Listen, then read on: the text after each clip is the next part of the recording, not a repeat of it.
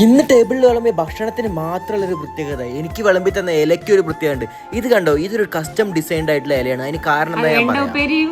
ഒരു മീൻ പൊരിച്ചുകൊണ്ടേ ധാരാളം ശരിക്കും വെണ്ടപ്പേരി മാത്രം മതി. ഇന്ന് സ്പെഷ്യൽ കൂൺ ഫ്രൈ ഉണ്ടായിരുന്നു. കൂൺ ഫ്രൈ എന്നൊക്കെ പറഞ്ഞാൽ അത് വേറെ. അതിൽ കൂടെ ചെമ്മീൻ രാവിലെ ഉണ്ടാക്കി വറുത്ത് വെച്ചതെല്ലാം കൂടെ കൂട്ടി ഒരു പിടുത്തം അങ്ങോട്ട് പിടിച്ചോണ്ടിരിക്കുകയാണ് മക്കളെ. എന്താണ് ആ ഇലന്റെ ഡിസൈൻ ഞാൻ ഇപ്പോൾ പറയാം. അതൊന്ന് കഴിച്ച് തീരട്ടെ.